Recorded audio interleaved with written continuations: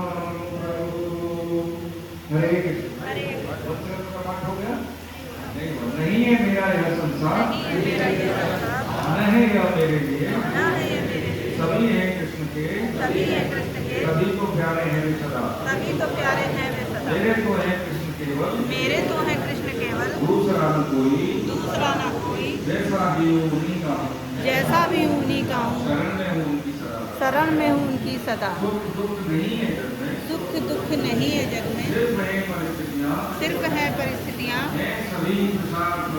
हैं सभी प्रसाद प्रभु की, लौ लगे कृष्ण से सदा। आनंद रूपाय विश्वोत्पत्त्यादि हेतवे, तापत्रय विनाशाय श्री कृष्णाय वयं नुमः। कृष्णे स्वनामोपगते धर्म ज्ञानादि बीजः,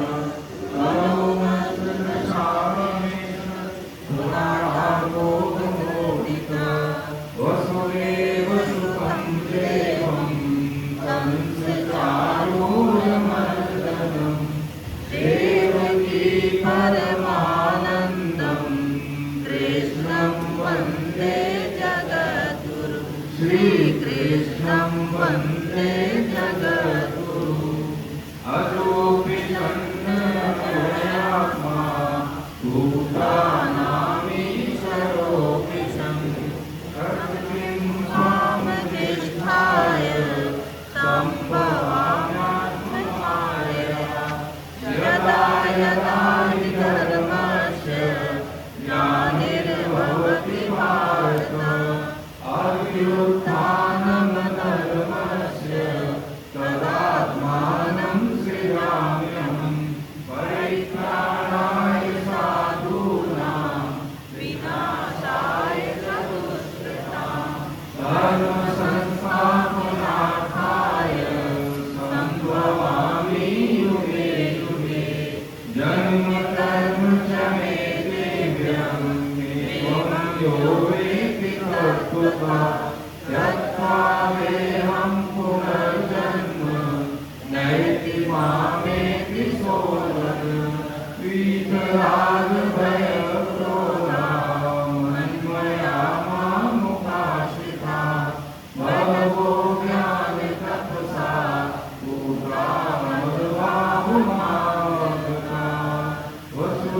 देव सुतं देवं कंसचारूढमर्दनं देवकी परमानन्दं कृष्णं वन्दे जगद्गुरुं श्रीकृष्णं वन्दे जगद्गुरुं। हरे कृष्ण। आप सभी वैष्णव जनों के चरणों में दंडवत प्रणाम। हरे कृष्ण। नारायणं नमस्कृत्य नरं चैव नरोत्तमं देवीं सरस्वतीं व्यासं ततो जयमुदीरये। हरे कृष्ण। भगवान के आश्रय में परम श्रद्धेय स्वामी वाणी प्रसाद साधक संजीवनी के माध्यम से गीता का अध्ययन कर रहे हैं। अब क्योंकि कुछ एक इन्फॉर्मेशन आज से पुरुषोत्तम मास शुरू हो गया है। गीता स्मार्ट प्रस्थान में आती है, ये हम सब जानते हैं। इसका मतलब ये है कि हम अपने अनुष्ठान की पद्धति, जैसे हमारे भौतिक उपलब्धि के लिए हम कुछ कार्य करते हैं, तो एक हमें पता नहीं है तो ये मालूम हो जाएगा कि कैसे आध्यात्मिक उन्नति के लिए काम करें। घर समय भी ज़्यादा नहीं लगता है ना। तो एक हमने उसमें शेयर किया है ग्रुप में, ठीक है, राजस्थान महाराज जी का एक है। तो अब जैसे गीता पढ़ने के लिए पंचरत्न हो गए, ब्रह्मपुत्र जगह सूरज निकलने से पहले, है ना, स्नान करने के बाद में जो भगवान वर्ग है, ये तो हमारी सभी रचनाओं की परंपरा है। उसके बाद में जो भी हमें पाठ करना है, जैसे मानस का करना है, गीता का करना है, नामजप करना है, ये पहले ही हो जाए, 5 सवा 5 तक हो जाना चाहिए। उसके बाद हम दसवीं परसों के लिए बच्चे स्कूल जा रहे हैं, बच्चे के काम है, तो ये जो 1 महीने तक जब हम अनुष्ठान कर लेंगे तो देख लेंगे अपने हृदय की स्थिति क्या है। ठीक है, जो भजन का जो फल मिलता है वो हमारे व्यक्तित्व में समाहित होगा ही होगा। ठीक है, ये आज से शुरू हो गया है ना। यहाँ में बैठे हैं, यहाँ पर तो देखिए प्रभु जी चरणों में निवेदन है कि हम ऐसे ही आए ऐसे चले गए तो उसके लिए नहीं आते हैं। जो भी अनुष्ठान है एक पद्धति है कि हम आए जीवन में किस हेतु की तरफ समझ रहे हैं। भगवान ने क्या बताया चलो कि आके हम निर्णय कैसे हैं। तो हमें निर्णय लेना है कि एक एक जीवन का एक हिस्सा रहता है, एक चीज नहीं हो रही जीवन का है, जिंदगी तो घटी उसमें एक दिन जो घटा उसको हमने कैसे उसको दिया, उससे क्या रिडेम्पशन किया हमने, ये हमें सीखना है। ठीक है भाई, हमारे यहाँ से यही है। ठीक है, अभी हमने समझा था अध्याय में कौन सा श्लोक है।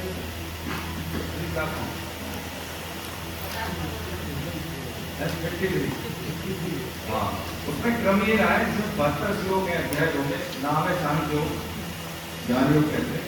पहले 10 श्लोक का उनकी चंद्रा बंद होती है अर्जुन की।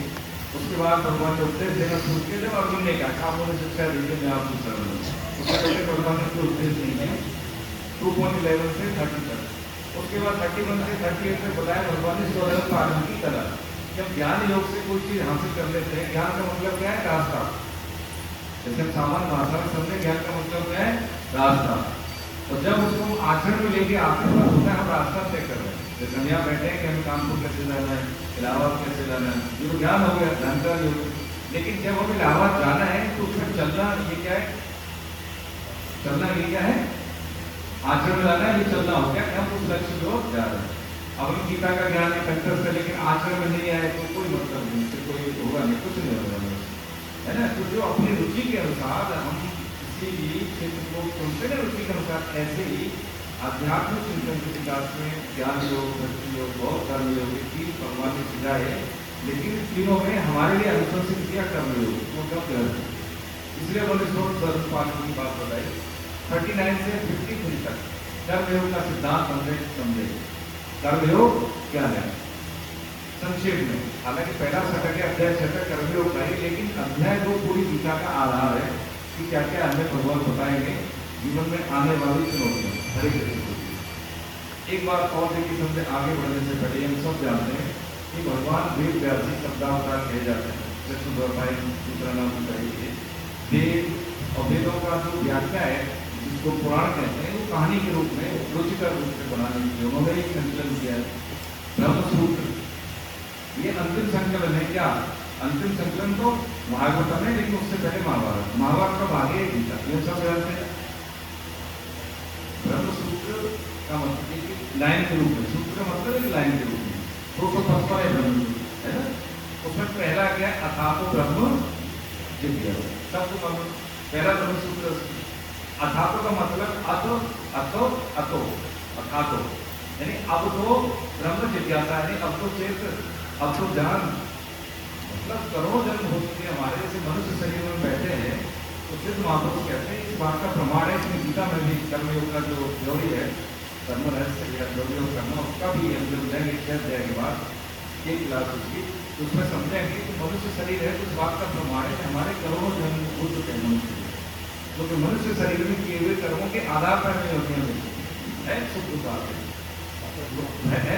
आहार निद्रा भय मैथुन यही सब हम करते रहे, अन्य योनियों में भी मनुष्य रूप में भी आगे यही करें, तब कारणों ने अथा तो ब्रह्म। अब इसकी व्याख्या में हम कई पेज लिख सकते हैं, किताबें भी लिख सकते हैं, लेकिन इसका कोई अंत है नहीं। लेकिन एक लाइन में हम इसको समझें, यही है कि अब हमें चेत जाना चाहिए। इतनी उम्र होने के बाद भी हमारी दृष्टि में केवल भोग और भगवान में हम भोग को सुनते हैं, भगवान को नहीं सुनते। अवसर आते अनुष्ठान के तो एक अनुष्ठान ही करके उसके बाद हमारी स्मृति में नहीं रहता। तो ये जो गीता है 700 श्लोक है, ये वेद पुराण ब्रह्मसूत्र और जितना भी ग्रंथों का संकलन किया वेद व्यास से है ना, ये दृष्टि है उधर के ये गीता है। गीता शास्त्र में ये पढ़े प्रत्यय प्रमाण है ये 700 श्लोक यदि हमने समझ लिए तो पूरा वेद पुराण सभी का ऐसा चाहिए कि कोई ऐसी बात इसमें नहीं है जो किसी शास्त्र में नहीं है।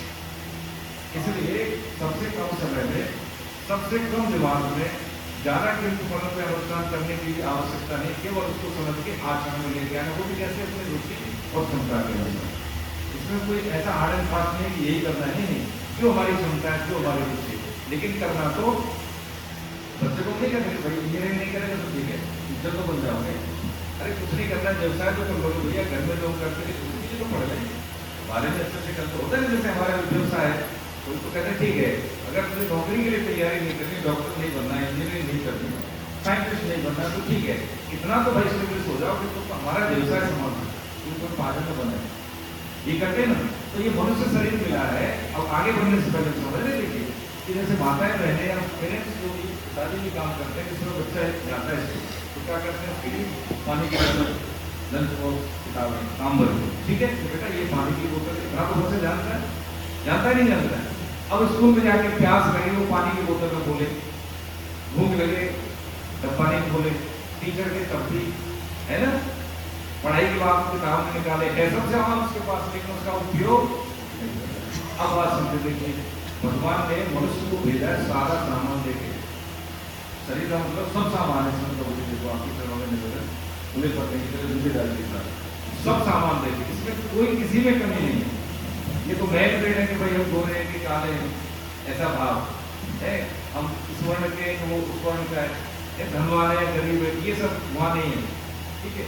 अब विवेक दिया है ना हम सबको, और भगवान ने कहा दिया नवीनतम करने की सामर्थ्य, जिसका आप सदुपयोग नहीं करते, जैसे बालक को दूध में जाए और बोतल पानी की खोले नहीं और लंच बॉक्स खोले नहीं, सब सामान है, इसमें सब दिया है।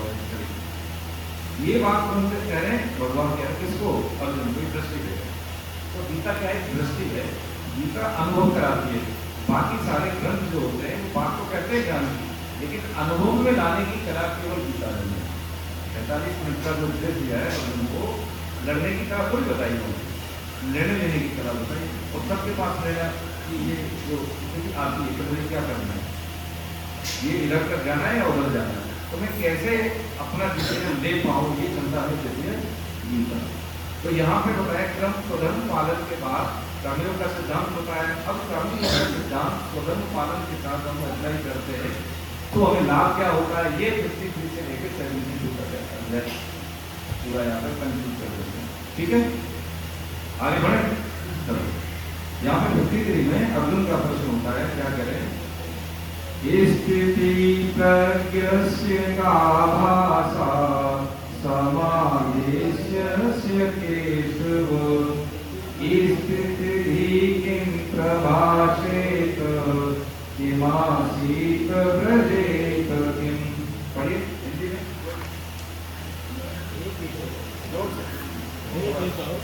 परमात्मा में स्थिर बुद्धि वाले मनुष्य की क्या लक्षण होते हैं। वो स्थिर बुद्धि वाला मनुष्य कैसे बोलता है, कैसे बैठता है और कैसे चलता है, अर्थात व्यवहार करता है।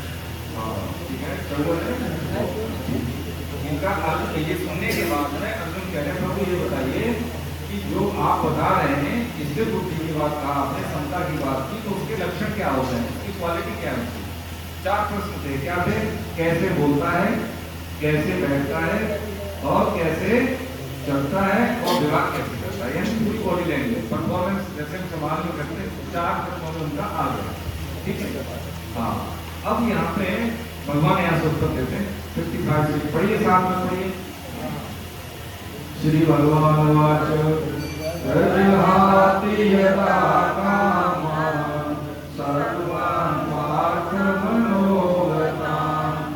आत्मन्येवात्मना तुष्ट स्थितिप्रज्ञस्तदोच्यते दुःखेष्वनुद्विग्नमनः सुखेषु विगतैस्पृहः वीतरागभयक्रोधः स्थितिर्मुनिरुच्यते। आगे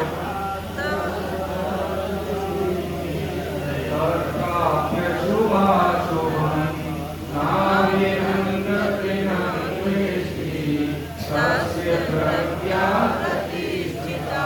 आगे क्या जवाब दिया? भगवान कह रहे 55वें श्लोक में, हे प्रकारनंदन, किस काल में साधक मन में आई संपूर्ण कामनाओं का भली भांति त्याग कर देता है और अपने आप से अपने आप में ही संतुष्ट रहता है, उस काल में वो इससे बुद्धि। ठीक है, अब इसको कैसे समझे? भगवान ने कहा है इंद्रियों में मन हो, ये कहा है इंद्रियों में मन हो, यानी मन भी भगवान ही है। अब इसको देखिए 2 शैली होती है अपने सुधार की। एक तो क्या होती है कर्ण निरपेक्ष शैली, एक होती है कर्ण सापेक्ष। कर्ण सापेक्ष का मतलब है कि इसमें ज्ञान इंद्रिय कर्म इंद्रियों का आश्रय लेते हैं, जैसे योग करते हैं, योग ध्यान योग करते हैं अष्टांग योग के माध्यम से, और पुण्यसम करते हैं, विपश्यना करते हैं, इसमें क्या है कर्ण सापेक्ष, यानी इंद्रियों का आश्रय लेते। ठीक है, एक होता है कर्ण निरपेक्ष शैली कि ये मेरी नहीं है भाई, शरीर आपने थोड़ी सुना है, भगवान ने माता पिता के माध्यम से ले लिया। ठीक है, अब जैसे हम कपड़ा पहने हैं, ये मेरा है कि मैंने मान लिया, तो इसकी साफ सफाई करना मेरी जिम्मेदारी है। ठीक है, अब इसको साफ भी करेंगे और मेरा बंधन हो गया। ऐसे ही ये जो कर्ण निरपेक्ष शैली में क्या लगता है, समय नहीं लगता, बहुत कम समय लगता है। कर्ण सापेक्ष में समय ज्यादा लगता है कि कंसंट्रेशन हो, ठीक है, फालतू विचार नहीं आए, इसमें जीवन भी थोड़ा मतलब कई बार इतना समय लगता है कि जीवन छोटा पड़ने लगता है। लेकिन जो सिद्ध महापुरुषों ने बताया कि कम से कम समय में अधिकतम ऑप्टिमम जो रिजल्ट लेना है तो कर्ण निरपेक्ष शैली। वो कैसे कि ये स्वीकार कर लेना कि शरीर के लिए मैंने कोई एप्लीकेशन नहीं दी, मैंने कोई एप्लीकेशन नहीं दिया माता पिता के लिए, संतान नहीं दिया ना माता पिता ने कि यही संतान हमारी कर जाए, एक विधान के माध्यम से भगवान ने हमें भेज दिया है, तो ये दिया हुआ है। ठीक है, अब इसको देखिए भागवत में आपने प्रकरण समझा होगा, जब कालिया नाग को भगवान नाच देते हैं, कंट्रोल कर देते हैं, तो उसके पंथ है वो वृत्ति करते हैं। तो कालिया नाग देखिए कैसे करता है, उन्होंने कहा कि महाराज अब जैसे ऐसे उसने कि देखो प्रभु जो कुछ दिया है वो आप ही ने दिया है। अब जैसे मान लीजिए माताओं बहनें क्या करती है, दाल रखी करते हुए चीनी रखी, अब उसमें आप हाथ डालेंगे तो जहाँ दाल है दाल नहीं मिलेगी, जहाँ नमक है नमक निकलेगा। कि प्रभु आप ही ने जहर दिया है हमें, हम तो ना गए, अब आप हमें छेड़ोगे तो जहर ही रहेंगे, अब इसमें हमारी क्या करेंगे? कौन कह रहा है? वो स्थिति कर रहा है ऐसे, तो देखो इसमें हमारी क्या करेंगे? भाई स्वभाव है हमारा तो ऐसा ही दसने का, और उसमें क्या निकलता है जहर? बताइए, विधान आपने ऐसे बनाया। यदि हमें आध्यात्मिक चिंतन के विकास में मन का तो स्वभाव जो होता है नैसर्गिक रूप से अधोगामी है। ठीक है, तो साधक क्या करता है, संत महापुरुषों के संग के प्रकार से देखो प्रभु आप ही ने दिया, ये सब प्रकृति आपकी, हाँ संत कृपा से हमें दृष्टि मिल गई, मुझे क्या करना है, तो मैं इतना जान गया वो सब आप ही का है, शरीर है, संसार है, आपने शुद्ध होने के लिए हमें दिया है। अब देख लीजिए आप ही के जीवन में गंदे विचार आ रहे हैं, इसमें द्वेष है, इसमें काम क्रोध लोभ मोह मद मत्सर सब विकार आ रहे हैं, तो क्या करता है वो दृष्टि देता है। जैसे होता है कि आपकी चीज में ये कमी है, मैं नहीं कह रहा हूँ मेरा ऐसा कोई स्वभाव नहीं है, हालांकि मन के माध्यम से हम जीवात्मा का मतलब क्या है कि वो जीव बने में है, यानी भोग बुद्धि में है, निर्विकार है आत्मा, लेकिन जीव बने के कारण जीवात्मा है।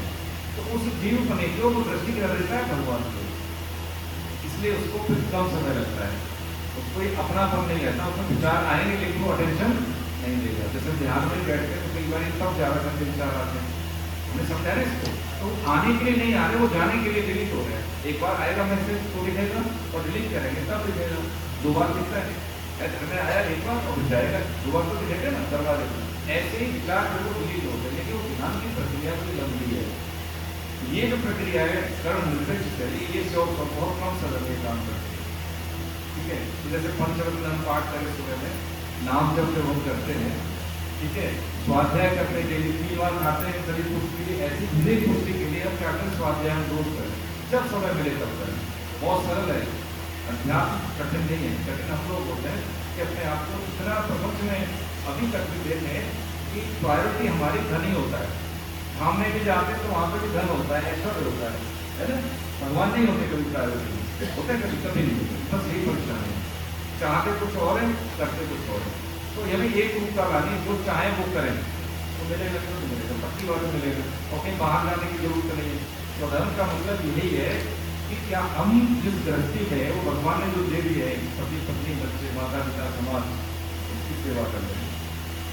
सेवा के लिए कोई ऐसा नहीं जेल में धर्म कभी लोग सेवा तो ऐसे शब्दों से हो जाती है, भगवान आपको ठीक रखें, ठीक है। जो भी शुद्ध आय के सेवन से खान पान जब हम करते हैं, लोग निकालते हैं पहली रोटी की तरह, नियमित आय तो नियमित रोजगार, तो हमारे घर में शुद्धि, कुछ बच्चों की बुद्धि शुद्ध होना, ठीक है। वातावरण में भागवत यानी शांति घर में रहना, जिस घर में हम रहते हैं उस घर में हमें कि अगर ऊर्जा का संचय नहीं होता शरीर में बैठते थोड़े, तो कहीं ना कहीं हमारे पेट में व्यवहार में कहीं नहीं कमी है, ठीक है। तो यही भगवान महिमा बता रहे हैं कि जिसका ऐसा हो जाता है, तो मन का मतलब यही है कि अपने आप को अपने आप में संतुष्ट होने का मतलब है हमारे पास धन है और हृदय में जलन है, अंदर से परेशान है। तो पक्की बात है कि कहीं ना कहीं से हमने गलत ट्रैक अपना रखे हैं, उसको छोड़ना है, ठीक है। जो हमारा आय का स्रोत है पहले तो ये, दूसरा क्या, किसी का अपमान तो नहीं हम करते, बोलने का तरीका कैसा है, घर में हो या परिवार में हो, चाहे पत्नी के साथ हो या पति के साथ हो, ऐसा नहीं कि पत्नी कुछ भी बोलती है भैया हम तो पति हैं, हम बोल सकते हैं, आप थोड़ी बोल सकते हैं। ये बहुत बड़ा ये जो हमारे नियर होते हैं ना, जैसे बेटा है बच्चे हैं, देखो मैं तो अपनी बात कह रहा हूँ, आप जैसे सभी अंतर्नियम में गलतियाँ हो जाती हैं, स्वीकार करने से क्या होता है, वो दूर हो जाती है ना। अरे मैं भैया हम खिला रहे हैं, हम पालन पोषण कर रहे हैं, तो कुछ नहीं बोल देंगे, ये दोस्त है, बड़े भाई हैं, इनसे तो कुछ नहीं कहूँगा। लेकिन घर में हमारा व्यवहार वो हकीकत वही कुछ है हमारी असली, कि हम घर में जिनके साथ रहते हैं, खाते हैं, पीते हैं, उनके साथ कैसा व्यवहार है वो हमें डिसाइड करता है कि हमारे एक्शन में हमारी मनोवृत्ति क्या है, उनको जलन होती है ना। देखो एक तो सिद्धांत है कि इस जीवन में पत्नी है या पति है, पिता है या बच्चे है, वो दोबारा कभी नहीं मिलेंगे, लेकिन वो नहीं मिलेंगे। ऐसा शरीर मिलेगा 8-9 वर्ष के आसपास है, हम एक जैसा कोई व्यक्ति नहीं मिलता है। ये बात देख लें कि हम बहुत सीमित समय तक संयोग रहता है। जिस घर में माताएं बहनें पैदा होती है, विवाह संस्कार के बाद कितनी जाती घर में देख लें होता है। हमारे घर में बेटा है बेटी है, 12वीं के बाद में हम सब जानते हैं कि आपको बच्ची की तो शादी हो जाती है, बेटे की शादी भी हो जाती है, नहीं होगी जब में बाहर है तो कितने साथ संयोग रहता है बाहर, बताइए, है ना। मेन यही क्या है कि जितने समय के लिए हमें प्रेम से रहने क्या कुछ पड़ता है, कोई बात नहीं, लेट को कर देना मुश्किल है। पेरेंटिंग में सबसे ज्यादा समस्या क्या होगी, प्रेशर की। बच्चे पे प्रेशर है, हमने और प्रेशर दे दिया, लाइक पेरेंटिंग, उसका प्रेशर हम ले लें, ये तो पेरेंटिंग है। अपना भी प्रेशर उसको दे दें, देखो तो फिर वो जो की बात है पेरेंटिंग नहीं है ना। ये गीता क्या है कि घर में हमें सबसे पहले उन्हीं की सेवा करनी है, बाहर नहीं, समाज की सेवा तो बहुत जरूरी है, पहले अपने लोग घर में, ठीक है। हम काम कर लेंगे बड़ी अपनी नहीं कर पा रही है, तो ये क्या होता है कि हमारे दैनिक जीवन के विचार में जो घर्षण होता है वो हमें समझ आ जाता है। जैसे वो घर्षण कम हुआ, पूजा का संकल्प शुरू, थकेंगे नहीं हम, ठीक है। चेहरे पर मेकअप लगाने की जरूरत नहीं होता है, नहीं होता। ये विचार अदृश्य प्राकृतिक, जैसे हमारे थॉट है तुम्हारी साहब कम में जीने की तरह, कम में जैसे RSS वालों का नहीं लगता है कि गर्मी के दिन में भी वो कूलर नहीं लगाएंगे, इसी दवा छोड़े, 1-2 महीने का इनके क्या लगते क्या है कि कम से कम रिसोर्सेज में अपने जीवन को सर्वाइव करना ये बहुत बड़ी चीज है। इससे क्या होता है, इससे हमारा आत्म नियंत्रण, अनुशासन, है ना, सहनशीलता, ये सब बढ़ती है। किसी भी क्षेत्र में हमें किसी पर निर्भरता की कमी रहती है, मतलब ऐसा नहीं ये नहीं कमी होगा, इसलिए जीवन के आरंभिक काल में ब्रह्मचारी को यानी बच्चों को हमें ज़्यादा मतलब ऐसा नहीं करना चाहिए कि बहुत ज़्यादा कमजोर बना देना, उनको बहुत सारी सुविधाएं दे देना, लेकिन आगे जीवन के लिए हमें तैयार करना होगा, है ना। तो व्यायाम करना, उनको निर्णय लेने की कला, हो सकता है गलत करेगा लेकिन सीखेगा वो, है ना। ऐसे ही अभी क्या है कि जो हम बच्चों को शिक्षा देते हैं वो हम नहीं देते उसको, हम नियम कहते हैं रेगुलर रहो, हम कितने रेगुलर रहते हैं, टाइम पे काम करो, हम कितना टाइम पे करते हैं, अब 10वीं में आगे भाई ध्यान दो, हम कितनी उम्र होगी, हम क्या ध्यान दे रहे हैं, राजनीति हमारी बदलनी चाहिए ना चीज के अनुसार। जैसे बच्चे की बदलती है हमारी भी बदलती, बच्चे के तो खेल खिलौने, उसके बाद पढ़ाई, उसके बाद कैरियर, उसके बाद धन, लेकिन एक चीज होती है कि अब उसके बाद क्या, अब क्या, तो अब क्या मतलब होता है जो है उसका सदुपयोग और लीडिंग मोड है कि ये मुझे स्विच करना है, तभी ये समझ में आएगी, नहीं तो फिर कोई मतलब नहीं, रास्ता तो मालूम है ज्ञान तो है लेकिन चल रही है तो कोई फायदा नहीं। लाभ ये होगा कि आप में से एक एक व्यक्ति, क्योंकि भगवान के आश्रम कोई जिम्मेदारी के साथ माता है, बहन है, कोई बच्चा है, यदि वो अपना सुधार कर लेता है तो सृष्टि में इससे बड़ा कोई कार्य नहीं, उपयोगी होता है। योगी बनने से पहले क्या बने हम, उपयोगी, घर के लिए, परिवार के लिए, अपने लिए, माता पिता के लिए, संतान के लिए, पत्नी के लिए, पति के लिए, जो भी हमारे संबंधी सब के लिए, ठीक है। ऐसा होता है कभी कभी जिंदगी में कोई अच्छा व्यक्ति मिलता है, कहता है भैया आप आ गए, आप ज़्यादा कितना अच्छा लगे, आप मिल गए, अच्छा इन्होंने क्या दे दिया, होता है ना हम सबकी जिंदगी में, कोई आता है कोई मिल गया, अरे बहुत अच्छा लगा, क्यों, क्योंकि उसके अंदर हवा के संयोग से, जैसे उसके शरीर से हवा टच करती है, हमें मिल रही है, तो हमारे सूक्ष्म शरीर को प्रभावित करती है, पॉजिटिव एटीट्यूड, पॉजिटिव व्यक्ति का ही परिणाम होता है। संत महापुरुषों की शरीर से हवा भी टच करके मिल जाए तो उनका यानी सामने वाले का सूक्ष्म शरीर, कारण शरीर प्रभावित होता है, सूक्ष्म कर्मों के माध्यम से हमें लाभ मिलता है। ऐसा व्यक्तित्व हमें लाभ देता है, कौन लाभ देता है, कैसे, जो अपने कर्तव्य कर्म को ही पूजा मानता है, ठीक है। एकादशी में आप लोग ने हमने कहानी दी कि महाभारत की कश्यप ऋषि, तो सप्तऋषि वाले कश्यप है कौन से, जो सप्तऋषि बाल के ऋषि है ना, उनके माता पिता अंदर थे लेकिन उनको लगा कि हम वैराग हो गया, उनको छोड़ के तपस्या में चले गए। जब उन्होंने ऐसे ऊपर देखा कि बीच की किसी पक्षी ने पकड़ी है, उन्होंने ऊपर देखा तो भस्म हो गई, उन्होंने कहा हमसे तो जब मधुकर के लिए गए किसी घर में गाँव में, तो एक महिला मिली, तो उन्होंने कहा ठीक है महाराज आते हैं कुछ लेके, तो उनको देर होगी, उनके पति घर में आए तो उनके होता है कि पानी देना बिठाना, उनको कुछ पति बताया, उनका इतनी देर तक आपको पता नहीं है कौन है, अरे महाराज रहने तो बबुली नहीं है, हम क्या बस पता है, घर में अपने माता पिता छोड़ के आ गए, और तुम्हारा जो बताओ पूरा नाश हो जाएगा जीवन में, अब घर में उनको छोड़ के आ गए, ताकि समस्या उन्होंने कहा इसको तो मेरी सब पता है, देखिए अब इससे हमें सीखे ग्रस्त धर्म कितना बड़ा होता है, ये देख काम कर रहे थे, इसलिए हम सीधा सब जानते हैं। भगवान राम ने जब तारीफ की माता सीता का परिचय कराया, ये कहते हैं कि ब्रह्मांड में यदि कोई समर्थ है, भक्तों में कोई है कैसे का अतिरिक्त होने से ज्यादा उनकी तारीफ की है केवल धर्म, तो क्या कहेंगे माता की केवल पति धर्म का ही ये प्रभाव है। रावण की पत्नी थी मंदोदरी, उसको सती का भगवान ने जब रावण का वध किया, आप समझ रहे हैं स्वधर्म, सती का स्वधर्म व्यक्तिगत होते हैं, नियत धर्म व्यक्तिगत होते हैं, मेरे लिए कुछ और है, आपके लिए तो बेटा का कुछ और है, पिता का कुछ और है, पत्नी का कुछ और है, पति का कुछ और है, यही बात समझने की। ये जो हमने प्रसंग लिए हैं, प्रसंग क्या लिए, बस ये लिए कि ग्रस्त धर्म में रहते हुए ही हम ये कर सकते हैं, बड़ी आसानी से, बड़ी आसानी से। गीता में भगवान बताएंगे अध्याय 4 में कि चतुर्वर्ण की जो व्यवस्था है वो विवेक मूलक है, भेद मूलक थोड़ी है, समझेंगे हम इसको, लेकिन हम क्या कर रहे हैं उसके को पढ़ते तो है नहीं, है ना। बहुत सारी चीजें हम यूनिवर्सिटी में हम कर रहे हैं, देखिए जैसे शरीर का एक अंग ये है, हमने ऐसे छुआ तो हमें कोई फर्क नहीं पड़ा, आपसे हाथ भी मिला सकते, अपना ही शरीर है, अपने ही शरीर में अंगों में इतना भेद है कि किसी अंग को छू ले तो हमें हाथ धोने पड़ेंगे, तो क्या आप उसकी देखभाल नहीं करते, अच्छा उसको उपयोग करिए शारीरिक स्वास्थ्य में उपयोग करें। ऐसे ही सभी वर्ण बहुत उपयोगी है, केवल सोचा चाहता है, इसमें सिद्धांत है कि हमें सोचा चाहता ध्यान रखना चाहिए, बाकी हर व्यक्ति हर वर्ण मूल्यवान उसके उपयोग करना है ना। तो हमने ग्रंथों को छोड़ दिया, जीवन पद्धति हमें मालूम नहीं है, बाकी हम देखें कि जो भी धर्म है वो सब जाते हैं, एक जगह बैठते हैं, सप्ताह में 2 दिन बैठते हैं, लेकिन हम नहीं बैठते। प्रभु कृपा है आप सब विद्युत जल के आपने ये सुना है पूरा 1 घंटे में बैठने 1-1.5 घंटा संडे में कौन बैठा है, हिंदू कहने से हिंदू थोड़ी हो जाते हैं। अरे भाई इतना विज्ञान है हमारे ग्रंथों में आप पढ़िए करार का सिद्धांत, अणुगत सिद्धांत पढ़ेंगे तो जो परमाणु सिद्धांत उससे ज़्यादा हमारे यहाँ है। जितने भी साइंटिस्ट हुए हैं, जितने भी समाजशास्त्री हुए हैं, जितने भी दार्शनिक हुए विदेशी, सबने गीता पढ़ी। लेकिन हम कितने देशी लोग किसी घर घर जाते हैं, दूर दूर जाते हैं, तो भैया जीवन में आरंभ काल में चाहिए, बच्चों को चाहिए, शुरू में चाहिए।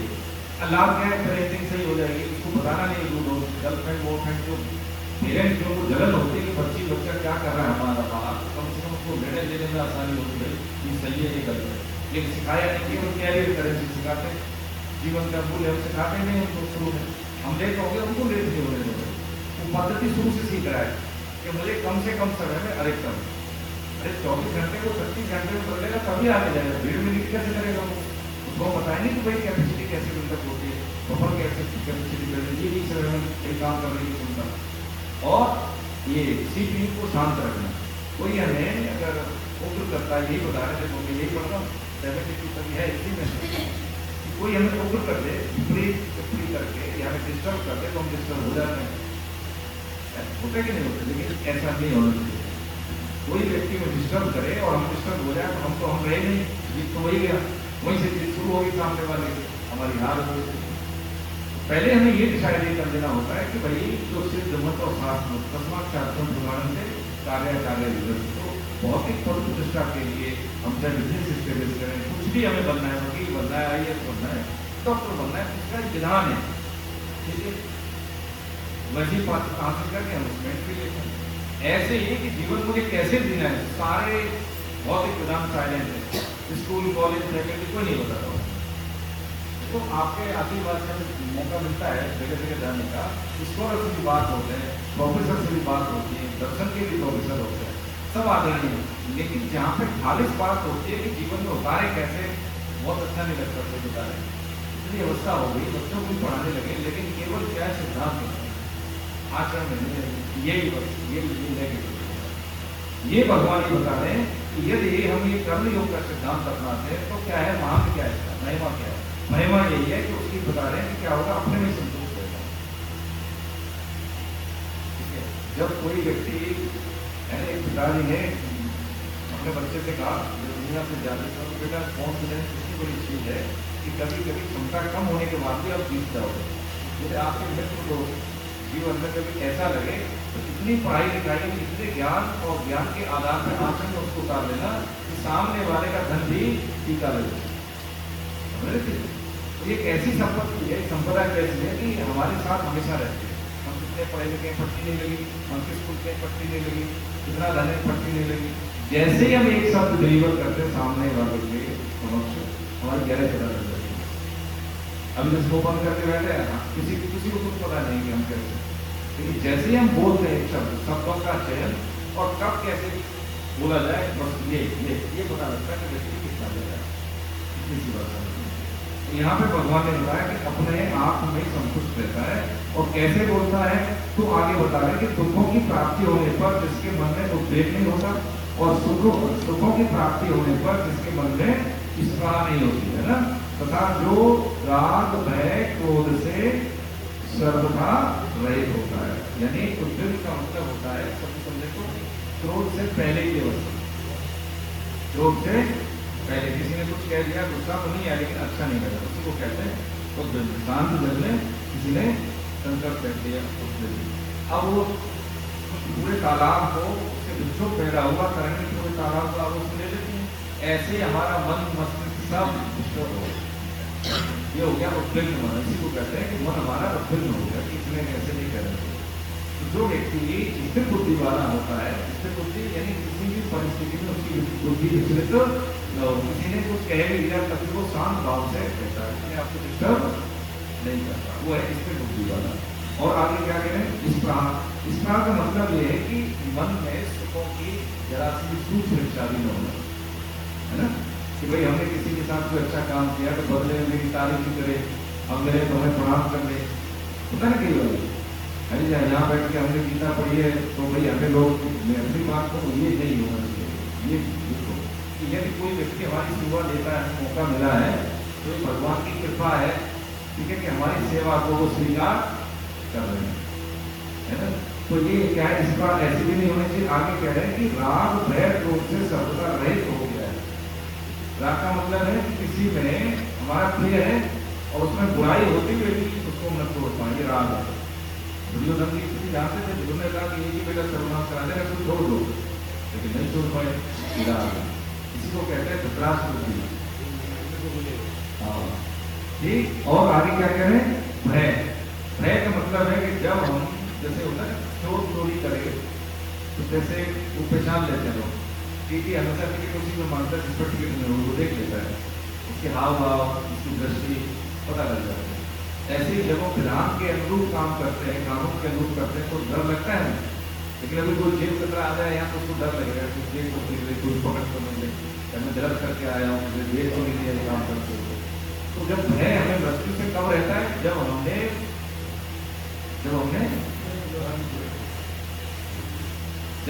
मनुष्यता के अनुकूल कार्य नहीं किए। देखो जब 16वें अध्याय में जब शुरू करेंगे भगवान बताएंगे कि हम सही ट्रैक में गलत ट्रैक में, उसका एक सबसे बड़ा पहचान है कि अवयव गुण बताएंगे तो अभय पहला है, निर्भय हो जाते हैं। गड्डी बांध बैठा है राही जाने के लिए, जो ले जाना था वो कमाए। कि हम जीवन के सब लोग दौड़ते हैं लेकिन जो करना चाहिए वो नहीं किया। अरे पूरी साथ पढ़े, एडमिशन लिया लेकिन पढ़ाई नहीं की तो डर किसको लगेगा, जिसने पढ़ाई नहीं की। लेकिन जिसने पढ़ाई की तो उसको डर लगेगा, लेकिन इतना नहीं लगेगा कि पास तो हो जाएंगे, ऐसा हो सकता है कम आए, लेकिन फिर नहीं होंगे। बस यही बात हो रही है कि जो समय मिलता है ये हम मनुष्य शरीर में बैठे हैं और ये पक्की बात है कि हम शुद्ध नहीं है। ये नहीं कहें कि हम शुद्ध हैं तो सृष्टि में से बड़ा झूठ नहीं है।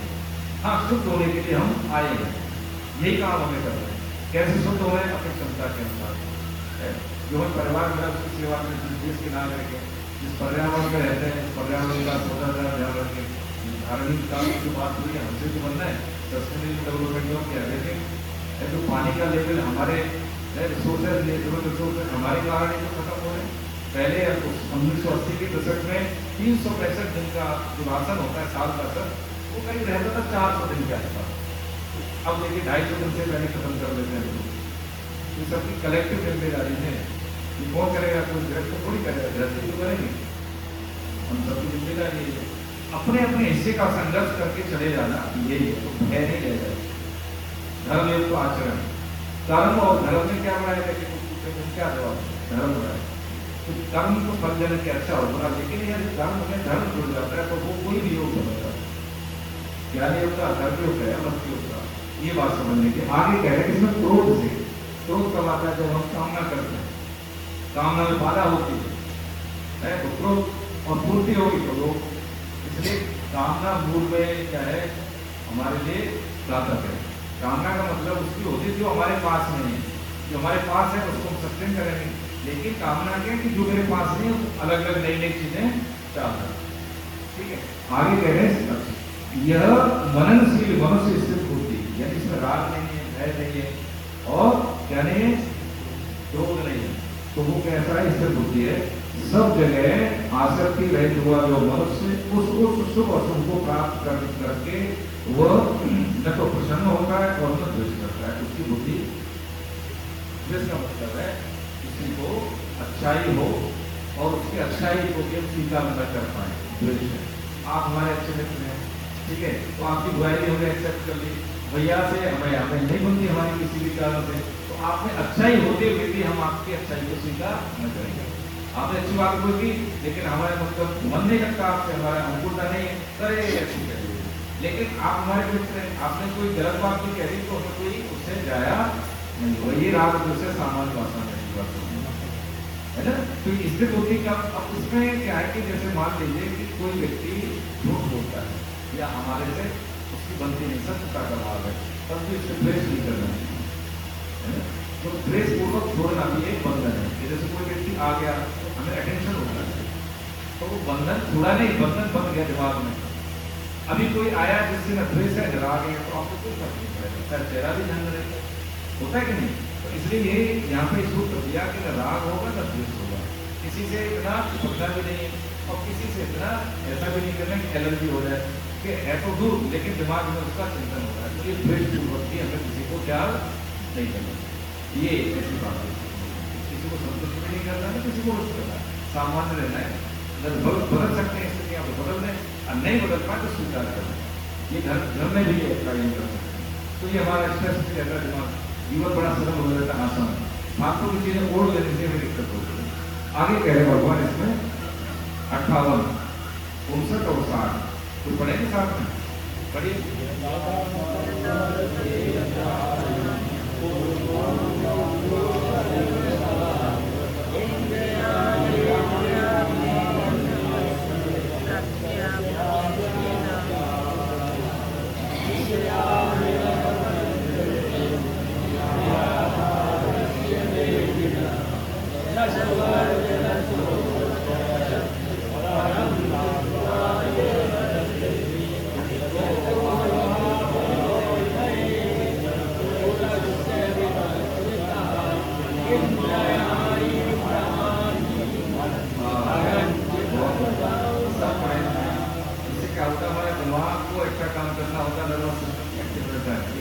कह रहे जिस तरह कछुआ अपने अंगों को सब ओर से समेट लेता है ना, ऐसे ही जिस काल में वह कौन यानी कर्म योगी इंद्रियों के विषयों से इंद्रियों को सब प्रकार से हटा देता है तथा उसकी बुद्धि स्थिर हो जाती है।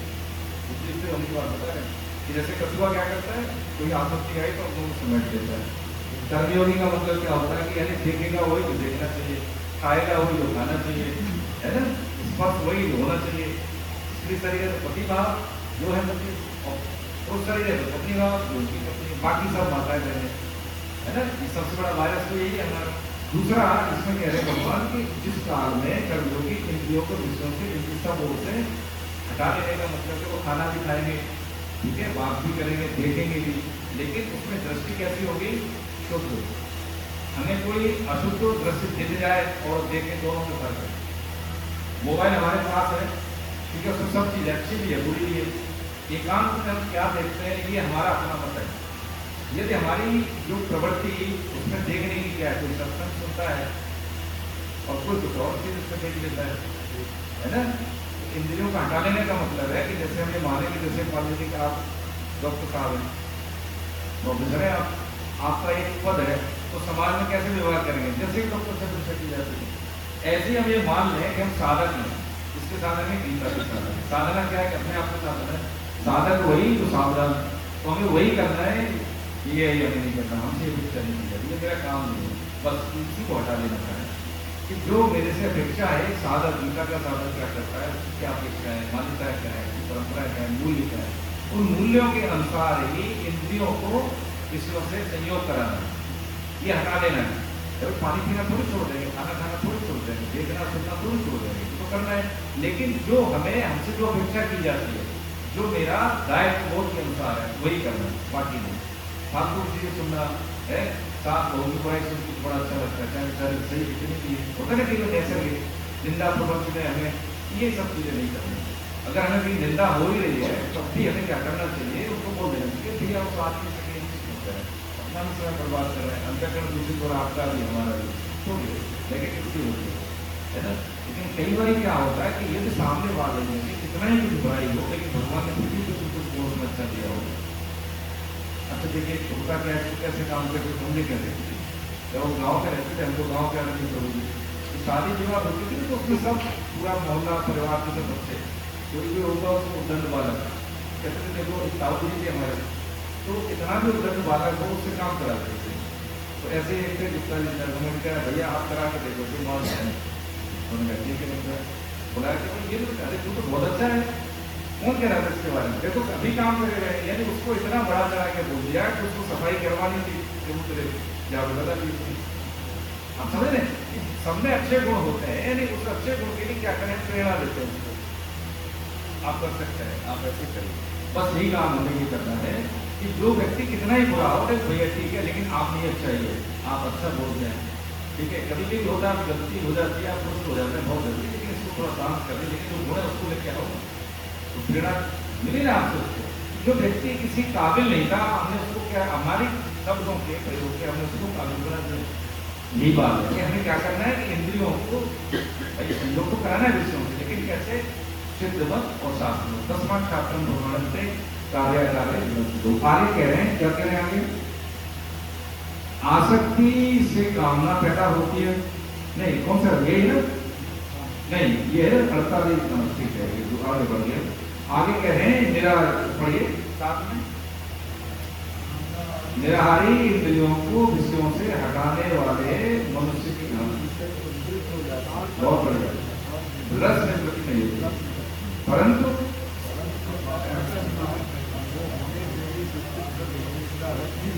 हाँ अर्थात उसकी संसार में रसोटी नहीं रहती। कारण कि है कुंती नंदन रसोटी वाले रसोटी रहने से उसके मन को रसोटी का मतलब क्या? जैसे मान लीजिए डॉक्टर साहब ने बोल दिया कि ये डायबिटीज है तुमको, है ना, कुछ दिन परहेज कर लो, व्यायाम कर लो। अब ठीक है डॉक्टर की बात मान ली, लेकिन यह है कि भैया पार्टी भी कहीं पे गए, लेकिन मीठा देख के मन तो कर रहा है, खाया नहीं, लेकिन ये धीरे जब ठीक हो जाओगे ना 15 दिन के बाद तो 4-5 दबा के खा लेंगे, ये रसोटी है। ठीक है, तो जो परमात्मा की पारायण है वो रसोटी उसको फिर रहती नहीं। यानी ऐसे समझो उसको कि जिसने समझ लिया है कि भैया ये जो चीज़ है मेरे को हमेशा नुकसान करेगी, तो मुझे थोड़ा और कैसे खाने का तरीका है, खाने का तरीका है जैसे भाई ठीक है रसगुल्ला खाने का मन है और हमें डायबिटीज है, तो देखिए इसको कैसे हम निभा सकते हैं कि जो कि आगे के लिए निवृत्ति भी हो जाए और हमारी चलो उसकी मन की संतुष्टि हो जाए, जो कि हिम्मत है कि लेके आए भगवान को भोग लगा तो सबको बांट दें, सबको बांट दें, ठीक है, जो बचेगा उसका खाने। अब ऐसा नहीं कि सबको बांटने का तरीका 4 ही में बांटने ये है, हाँ मतलब स्वाभाविक रूप से, ठीक है, तो कभी बचेगा वो, उसके बाद वो नुकसान नहीं करेगा। आगे से उसकी प्रति का इसका परिणाम ये होगा कि उसमें रसवृद्धि होगी, ठीक है। भगवान भोग उसी चीज का लगाएंगे ना जिसका हम लगा सकते हैं, सामस भोजन का लगा नहीं सकते, और शादी तो क्या होगी भोग बुद्धि न होगा तो प्रसाद बुद्धि होगी, ठीक है, तो रस बुद्धि नहीं रहती। ऐसे ही कि जब हम ये सभी के साथ व्यवहार करते हैं कि सब भगवान के जन है, उन्होंने दिया है इनकी सेवा करने का, तो उसमें क्या है संसार में रस बुद्धि नहीं रहती। ऐसा रहता है कि जैसे कि भैया मान लीजिए हम दुकान काम करते हैं, जवाब भैया दुकान होती है, इन्होंने कहा कि भैया आप आजा मुझसे करो हमारे, ठीक है, अब प्रभु कृपा से इनके लाभों का लाभ हो गया तो हमने तो तरक्की दे दे रही है ना। ईश्वर ने कहा ऐसा हो, कभी मान लीजिए लाभ नहीं हुआ, कुछ ऐसा हुआ कि हमने जो लागत भी नहीं निकली तभी हमें तक जाते हैं, हुआ कि नहीं? ऐसे ही कभी कभी जीवन में ऐसा कोई व्यक्ति नहीं है कि उसको लाभ ही लाभ मिला हो, अनुकूलता मिली, सबको लाभ आने अनुकूलता प्रतिकूलता मिलती है, लेकिन उसको कैसे भोग बुद्धि से नहीं निर्वाह बुद्धि से आने लगे। निर्वाह का मतलब है ये आएंगे सब पे आते हैं, है ना भाई, अनुकूलता में भूले नहीं और प्रतिकूलता में भूले नहीं, स्मरण दोनों में भगवान का करना है। तो ऐसे व्यक्ति की रसबुद्धि भी नहीं रहती, भोगों के प्रति रसबुद्धि भी नहीं रहती। जब व्यक्ति में खाएगा पिएगा परफॉर्म करेगा, लेकिन अंदर से वो शांत रहेगा। आप ही के बीच में होते हैं लोग, हमारे बीच में हमें पता नहीं होता, उनके कोई ऐसा थोड़ी अलग से हाथ पैर होते हो कि अलग से कोई चमक हो, कुछ नहीं, सामान्य से व्यक्ति रहते हैं, लेकिन घर गृहस्थी में वही साड़ी में पैंट शर्ट में कुर्ता तो ऐसे ही लोग होते हैं, क्योंकि उनकी शर्त यही है कि अपने आप को नोटिस में भी नहीं डालना। इसी को कहते हैं क्या कर्मयोग, इसी को कहते हैं। साधु कोई देश का नाम थोड़ी उद्देश्य का नाम है कि संसार में रहते हुए उनका हित कर देना, ये बात समझने के इसलिए कह रहे हैं कि रसबुद्धि भी नहीं रहती। और प्रमथन की इंद्रियां, प्रमथन जैसे कि घर में माता बहने मत बोलती छाछ बनाती है, दही को भिगोना, क्या बोलते हैं उसको मथानी। ऐसे यदि कोई भी एक इंद्रिय पर नियंत्रण नहीं है तो वो व्यक्ति को जैसे मथने वाली होती है ना, दही से छाछ निकलती है, मथानी बोलते हैं, ऐसे उसको इतना मत देती है कि वो नियंत्रण में अपने आप को नहीं कर पाता। होता ना कई बार गुस्सा नहीं करेंगे किसी ने बोल दिया तो से फट पड़े कि हमें नियंत्रण नहीं रहा, कंट्रोल हमें नहीं रहा। तो जो निष्काम भाव से कर्तव्य कर्म करता है, ठीक है, धैर्य पूर्वक जब हम साधन करते हैं तो धीरे धीरे इतनी क्षमता हमें विकसित हो जाती है कि दूसरे के कहने में और हमारे उत्तर देने में हमें स्पेस मिल जाता है,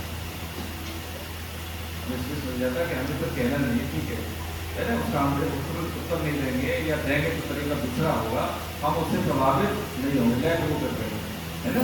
हर चीज का थोड़ी जवाब देना कई बार, और किस किसको जवाब दें, प्रधानमंत्री को गालियाँ पड़ती, हमारा क्या कर रहे हैं, भगवान हमें सब दे रहे हैं बिल्कुल, लेकिन कुछ भी भगवान ये कहते हैं तुझे हवा नहीं मिलेगी, धूप नहीं मिलेगी, पानी नहीं मिलेगा, सबको मिल रहा है, चाहे माने या न माने, तो ये सहनशीलता, सहिष्णुता एक गुण है, ये हमें सहना चाहिए। इसलिए पहले ही भगवान ने कह दिया कि तांस तितिक्षु सुवाद, सहन करेंगे। सहन करने से होता क्या है कि हमारी पारवी बढ़ती है। और सहन कब कर पाएंगे? जब भजन में भजन। यदि हम सोच रहे हैं कि यदि हमारे से साधन हो ना हो, देखो ये सावधानी की बात है, लेकिन तो साधन न हो, झूठ न बोले, अशुद्धाय का सेवन न करें, व्यवहार सबसे गलत नहीं हो, दूसरों की आलोचना नहीं हो, चाहे नाम तक कम हो रहा है। जैसे होता है ना कि भैया मेरे 1 लाख तनख्वाह मिल रही है उससे, और मैं खर्च कर रहा हूँ 1,10,000, और हर महीने 10,000 टेंशन में जा रहे हैं। अरे हमें चलो मान लीजिए 50,000 मिल रही है, लेकिन हम उसमें 1,000 रुपये बचा पाए तो साल में तो उसको इकट्ठे होंगे, यही है। लेकिन जितना कमाया उससे ज़्यादा खर्च कर दिया कि लोन लेके ये हमें भरते रहने के लिए, फिर कैसे चुकाने की सिस्टम है। तो फिर ताकि आधार पर कुछ डिसीजन लेने होते हैं, हम लोन भी लेते हैं। बात उसके लिए पसंद समझने की है कि साधन करने में या कर भी रहे तो लिखे जाए उसमें, तो काय का वही के वही है। मैं अपनी बात में कभी कभी देखो घर गृहस्थी में होता है था कि 1 महीने साधन किया, मौन व्रत रखना साधन किया, और 1 दिन क्रोध आ गया 10 मिनट के लिए, 1 महीने की साधना खराब है। करके देखें हल्कापन हो जाएगा, हमें लगेगा कि हमारे व्यक्तित्व में बहुत हल्कापन है। और ऐसा हो गया 12 बार 1 साल में कई साल। सावधानी जरूरी है कि नहीं, इसलिए साधक जिसको हम यही धर्म कहते हैं वो साधक धर्म है, सावधानी बहुत जरूरी है। दवाई क्या होती है? प्रिवेंटेशन का बेटर देन क्योर, ये कहा गया ना अंग्रेजी में कहा। तो भैया रोग के उपचार से ज्यादा रोग काम बहुत जरूरी है। साधन कम हो लेकिन ये कुसाधन न हो, ठीक है। तो इंद्रियां जो है अब कैसे काम करती है इंद्रियां, तो इसमें 61-62 में बता रहे हैं, ये बहुत बढ़िया श्लोक है, कह रहे हैं पढ़िए साथ में पढ़ते हैं ना।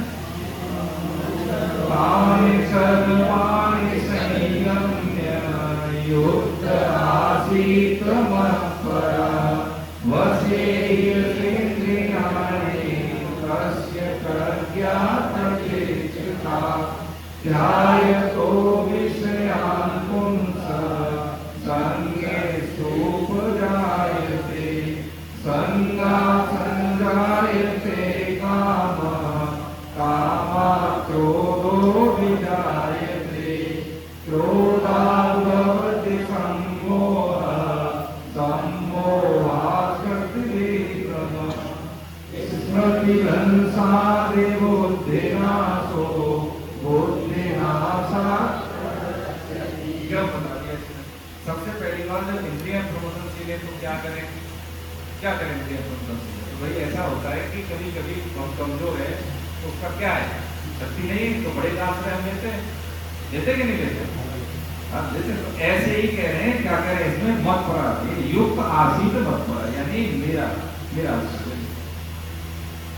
युक्त का मतलब मेरा आश्रय है। क्या हिंदी देखी पड़ी इसमें? हिंदी में कह रहे हैं कि कर्मयोगी साधक उन संपूर्ण इंद्रियों को वश में करके मेरे परायण करते। अब देखिए सुबह की जब हम शुरुआत करें, हम समझ रहे हैं गीता को अनुभव में जाने के लिए दिन की शुरुआत क्या होती है? बच्चे तो जानते हैं करा के लक्ष्मी कर मध्य सप्तमी कर बोले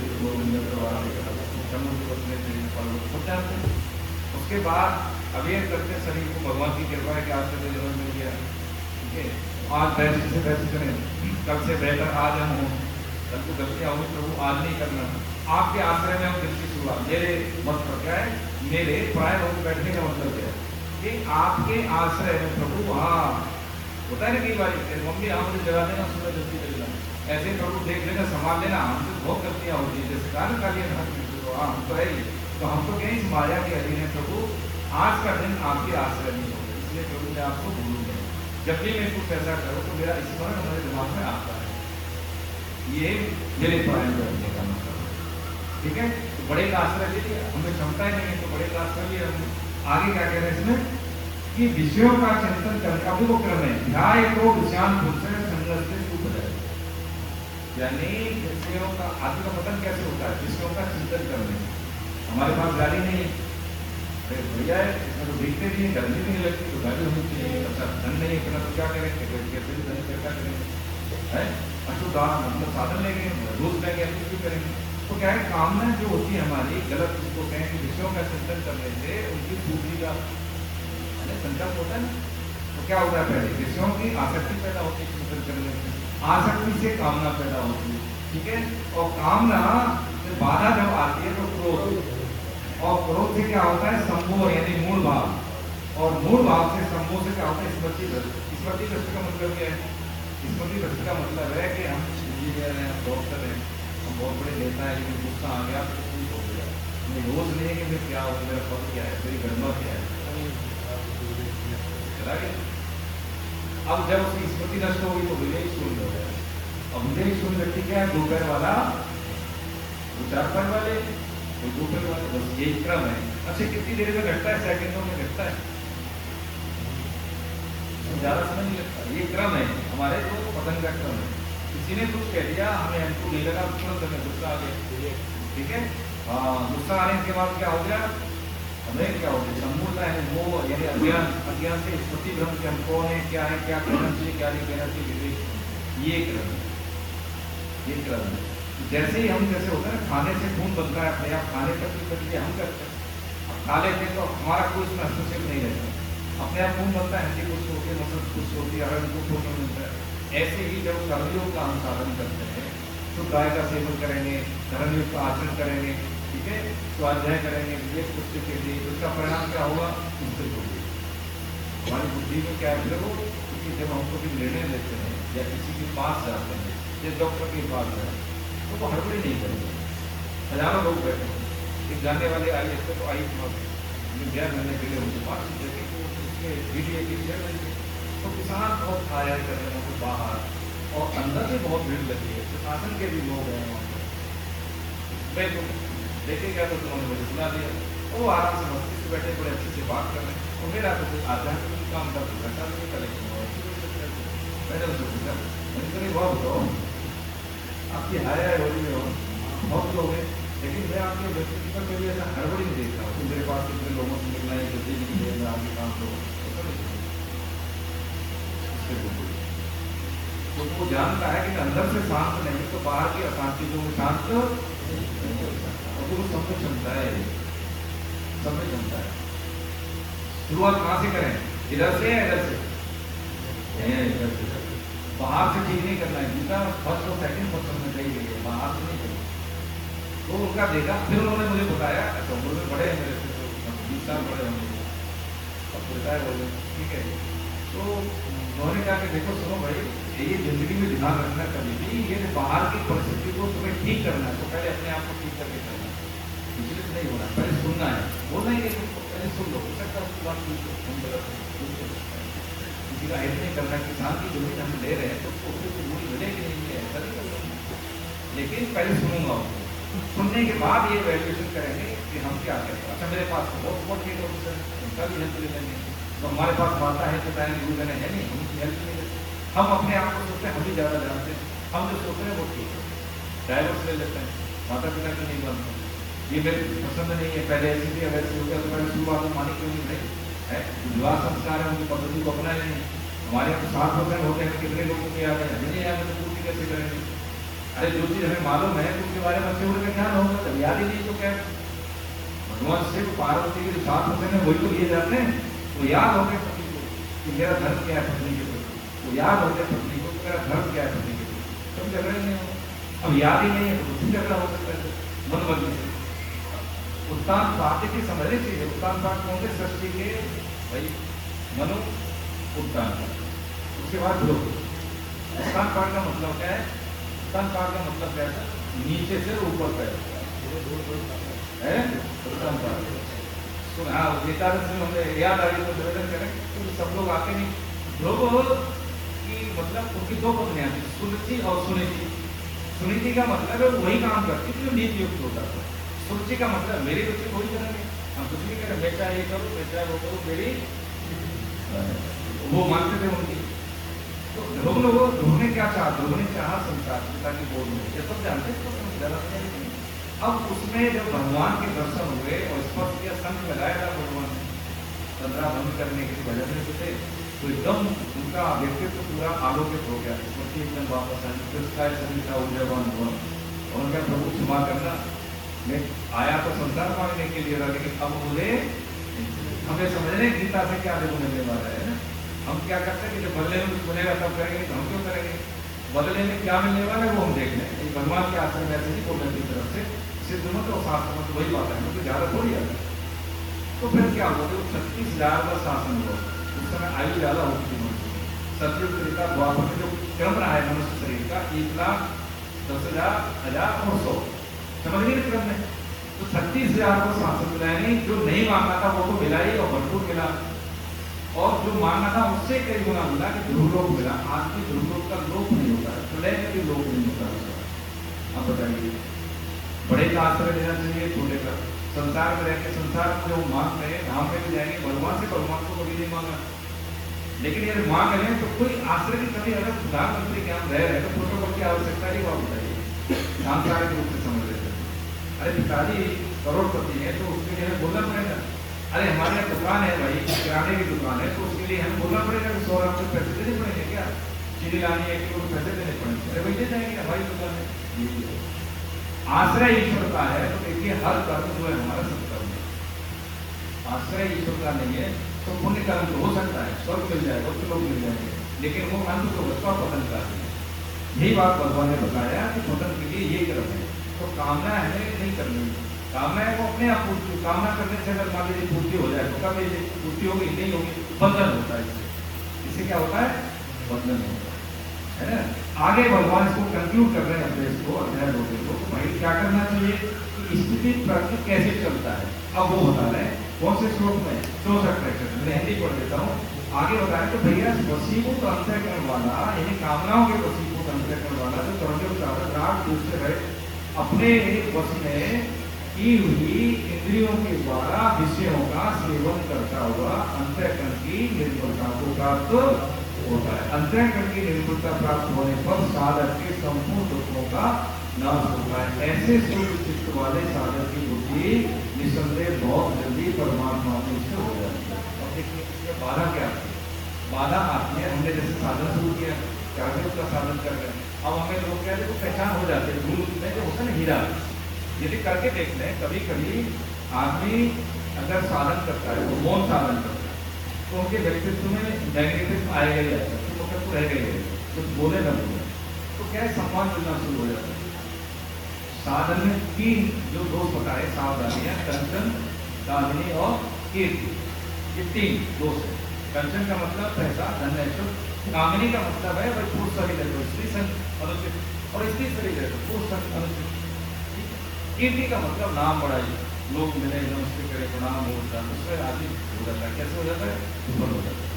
सच्ची घटना है वृंदावन की। तो एक युवा सन्यासी ब्रह्मचारी वो होते ना जैसे दंड की परिक्रमा देते थे, अपना अंदर छाया दंड को देना, 2:30 बजे से ब्रह्मचर्य 2 चीज इसी तरह से पसंद एक प्रश्न लेंगे कि ब्रह्मचर्य शक्ति से बच्चों को पढ़ाए तो ब्रह्मचर्य शक्ति को बचाना पड़ता है, व्यायाम से, स्वाध्याय से, मेहनत से, कठिन चीजों का सामना करने से, नहीं तो वो ऊर्जा का ट्रांसफॉर्मेशन होगा नहीं। जो प्रशिक्षक होते हैं जैसे हमारे गुरुकुलों में वही चीज सिखाई जाती है। भगवान राम के राजा के बेटे राजकुमार ने उनको भी वही काम करना पड़ा जो सब बच्चों को करना पड़ता है।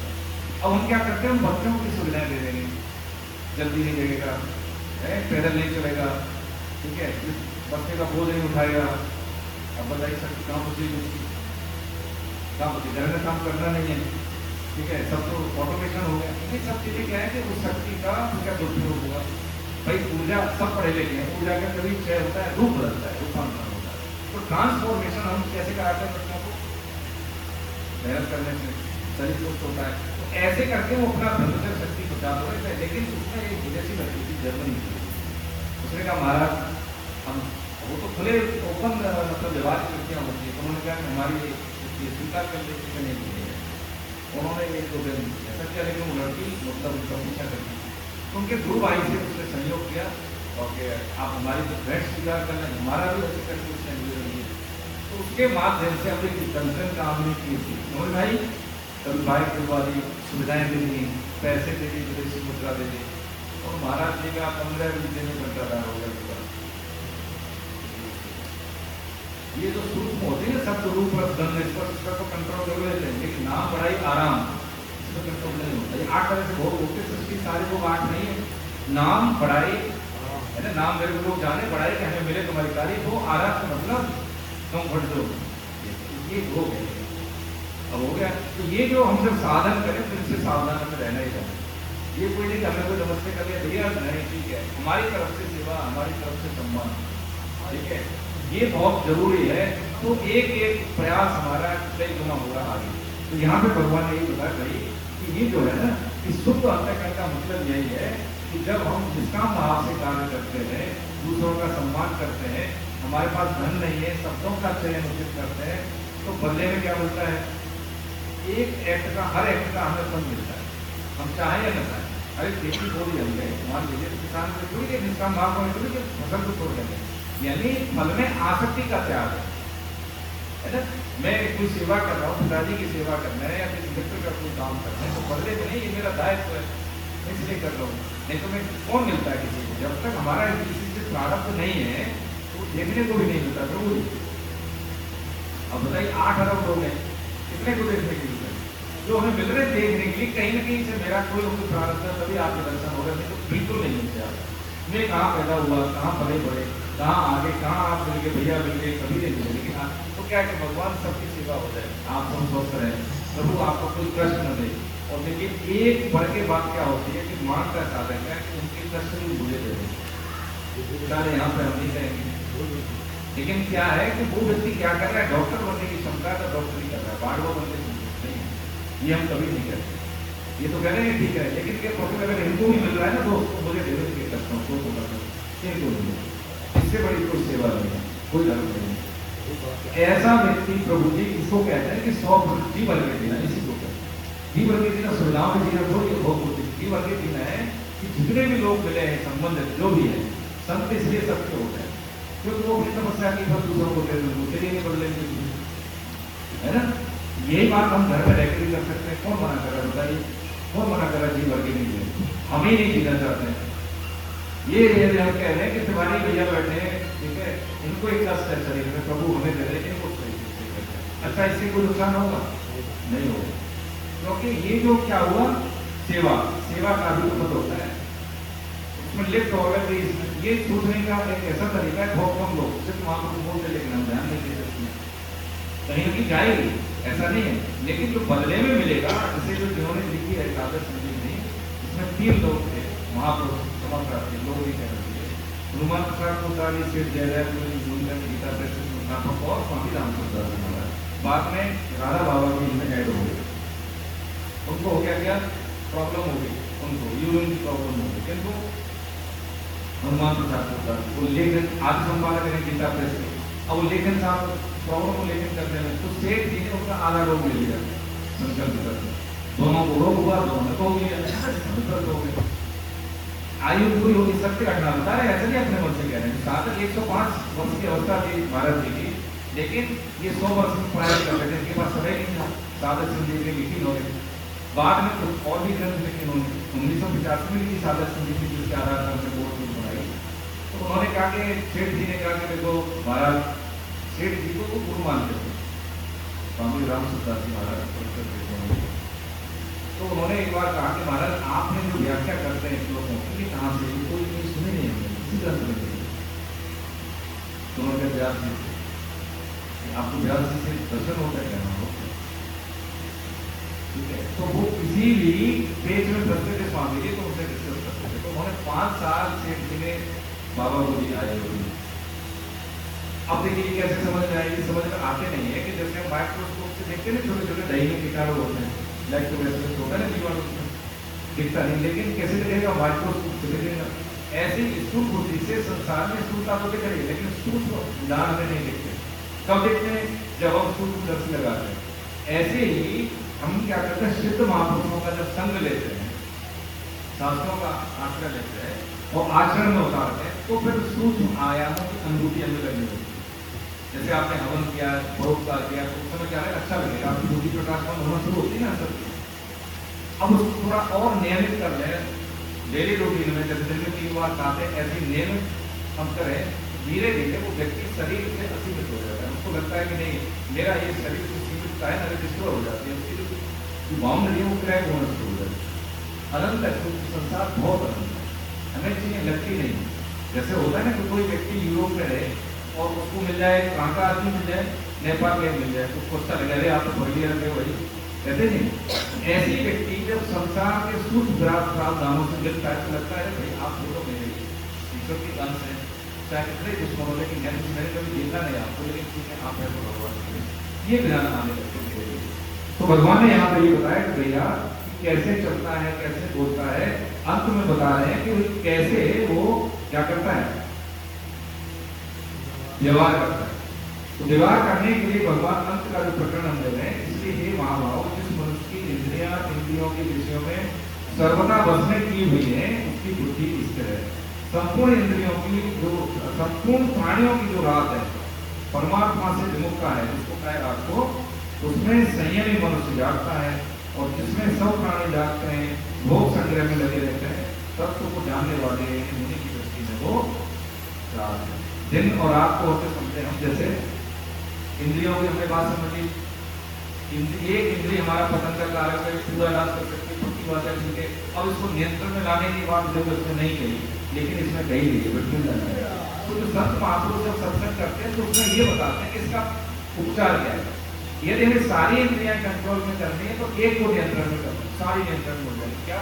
रसना, जवान, खाना यदि हमारा सही है तो इंद्रियां हमारी अपने आप नियंत्रण में रहेगी। खाना दूसरे को कभी नहीं करती, जैसा खाए अन्न वैसा रहे होता है। शुद्ध आय के सेवन से हम भोजन पाते हैं, भोग बुद्धि से भगवान का भोग लगाते हैं।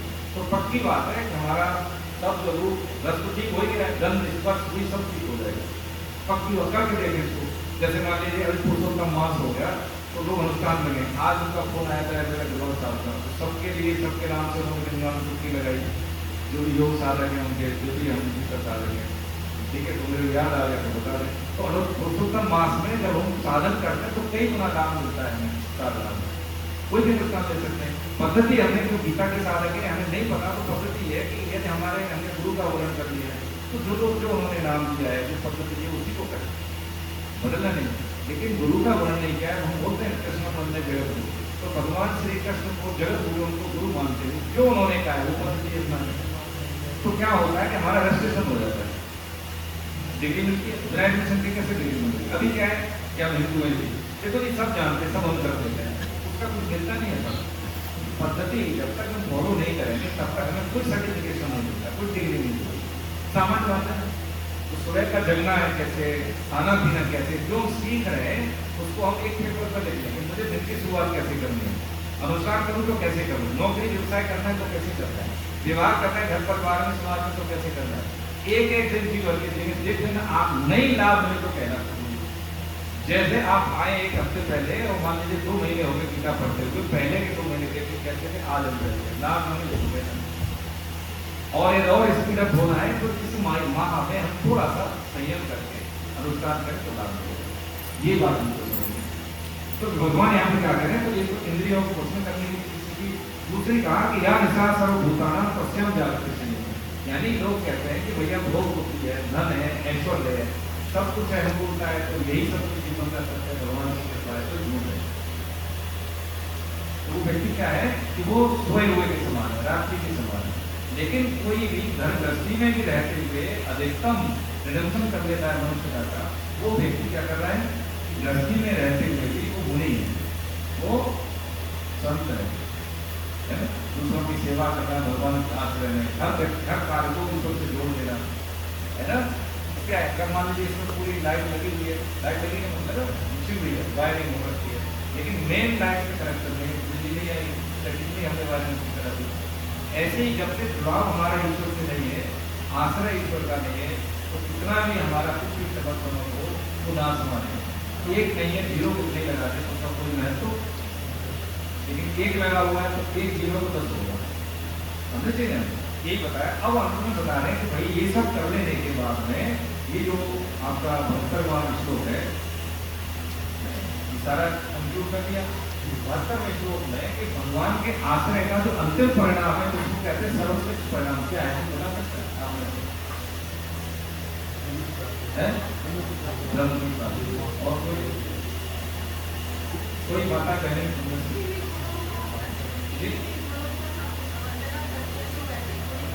नहीं, मतलब क्या है हाँ बिल्कुल। देखिए क्या है कि इसका परिणाम क्या है कि अंत समय में भगवत स्मृति है सबसे बड़ा परिणाम। अंत मतिसो सारे जीवन हम प्रबंध करें तो अंत में भगवान की स्मृति कोई दिलाएगा भी कभी नहीं है। अब देखो हमें कभी कभी जीवन में समाज में कि भाई वृद्धावस्था को सुनाई नहीं दे रहा, बोध नहीं है, दिखाई नहीं दे रहा, पहचान नहीं है, सारी जिंदगी हमने निशाना नहीं लगाया, फिर कहेंगे बाद में एक बार इसलिए साधन जरूरी है। भगवत प्राप्ति साधन साथ नहीं, कृपा साथ है, लेकिन साधन तो करना ही पड़ेगा। ये जो मन है ना, इसको बदलना पड़ता है, मन को मारना, शुद्ध करने का मतलब है कि इसकी गति भगवान में हो जाए, इसका प्रेम ईश्वर में हो जाए। काम करते करते भी हम नाम लेने लगे तो अंत समय में भी हो जाएगा, है ना। इसलिए कभी किसी का शरीर पूरा हो रहा होता है, हमने कभी नहीं कि कोई छोटा आ गया है, कोई नाम आ गया है, जिनको पहचान रहे सारी जिंदगी में पहचान तो ये हो गया उनका। अब तो उनकी स्मृति ऐसी हो जाए तो हम परम सेवा करते हैं लखनऊ में। जब कोई हमें अपने लोग बुलाते नहीं हो तो समझ जाते हैं कि इनका तो नहीं गलत हो जाए, हम समय पूरे ठीक हो जाए, अच्छी बात है। लेकिन हम कह रहे हैं ईश्वर न करे ऐसा हो, यदि नहीं ठीक हुए तो कम से कम उनको भगवत स्मृति रहेगी। तो कोई हमको टाइम देने के हम 1-2 घंटे काम सुनाने जाते हैं, ऑनलाइन की व्यवस्था है, ऑनलाइन क्या तो उनकी स्मृति रहे। इससे बड़ा कोई कल्याणकारी काम नहीं है, परम सेवा इसकी कही गई है। गीता से जोड़ना सबसे बड़ा आवेदन और सेवा सबसे बड़ी परम सेवा। अंत समय में किसी जीव की मुक्ति हो जाए, कुत्ता बिल्ली बंदर कोई भी है, लता पता पेड़ पौधे, भगवान इनका कल्याण करें। यानी अंत समय में कोई भी हमारे आसपास कोई व्यक्ति है जिन्होंने डॉक्टर को मतलब डॉक्टर ने जिनको जवाब दे दिया है, उनके लिए ये है क्योंकि बहुत स्थिति करा है तो ये उनको फल मिले लूट है कि सारी जिंदगी यदि किसी ने नाम नहीं लिया हो और अंत समय में ले लिया तो उसको वही फल मिलेगा तो सारी जिंदगी वाले मिलेगा। इसके कारण आप लोगों की तरफ इसलिए उसकी रॉयल्टी आपको मिलेगी। हम सोचते कि भाई अंत समय में नाम आएगा, कभी नहीं आता, इसलिए भगवान ने यही कहा है अंतिम श्लोक में ये कंक्लूड कर देते हैं। ये कहा है येषां ब्रह्मी स्थिति पार्थ नैनां प्राप्य विमुह्यति स्थिति पास्यामन्त काले ब्रह्म निर्वाण। ये है कि उसका मतलब ये जीवन अंतिम है, ऐसा कहते भगवान ने इसको कंक्लूड किया। और ये है कि ओम तत्सदित श्रीमद् भगवद गीता ब्रह्म विद्याया योग शास्त्रे श्री कृष्ण अर्जुन संवादे सांख्य योगो नाम चतुर्ध्याय। इसमें किसी को कोई शंका हो, किसी का कुछ छूटा हो, क्योंकि प्रश्न उत्तर शैली में तो प्रश्न बनते हैं, बात अगर नहीं करें अगर है तो संक्षेप में हो।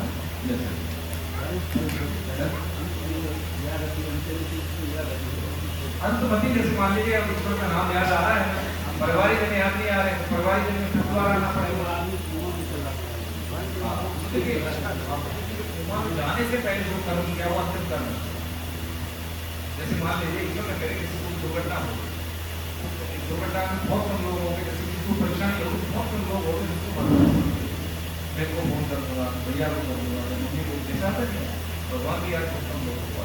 इसीलिए श्वास श्वास नाम लेना चाहिए ताकि याद ईश्वर किया है। हालांकि मिल जाए सभी का आश्रय, कोई दिक्कत नहीं है, भगवान के माध्यम से सबका आश्रय मिलता है ना, लेकिन ईश्वर किया है बहुत। अब कोमा में चला गया तो उससे पहले उसने कौन सा कर्म किया था, बस यार आदमी हमें लगता है कि बुढ़ापे में करेंगे, लेकिन बुढ़ापा किसने देखा है। इसलिए कहा है भगवान ने तस्मात् सर्वे काले महापुरुष, यानी उन्होंने कहा कि अंतकाल में, तो अंतकाल कौन सा, उन्होंने कहा यही बैठा है अभी, इसलिए लड़ाई नहीं कर, स्मरण नहीं कर, तो सबके लिए है ना। अर्जुन को अभी तो है, जैसे तो कोई भी बन जाएगा, लेकिन अर्जुन बनना बड़ा मुश्किल है। गीता की भूमिका क्या है, अर्जुन बनना। तो ये हर समय तस्मात् सर्वे। अच्छा दूसरी बात, भगवान ने ऐसी बात नहीं की कि भैया हम पढ़ाई भी कर रहे हैं तो समझ नहीं होगा। ये हमें मालूम है चित्त हमारा 100% कहीं एक जगह होता नहीं, अभी भी कहीं कहीं होगा ना दिमाग, घर में बेदारी होगी, हम ये बैठे ऐसा सोचेंगे यहाँ जाना होता है, सबके दिमाग होता है। वो जो चिंतन है दूसरी का उसको वहाँ लगा देना, बाकी फिजिकली काम करना है, तभी काम कर रहे हाँ। इसके लिए क्या होता है हमारा भगवान नाम करना, क्योंकि जहाँ भगवान का नाम होता है, जब प्राणी का शरीर टूटता है उस समय जो पार्षद आते हैं वो पार्षद बदल जाते हैं। मान लीजिए कभी कोई धार्मिक धारण नहीं किया, सामाजिक व्यवहार नहीं अपनाए और ऐसी स्थिति में आ गए, आपके प्रयास से वो पार्षद नहीं आएंगे। कौन से?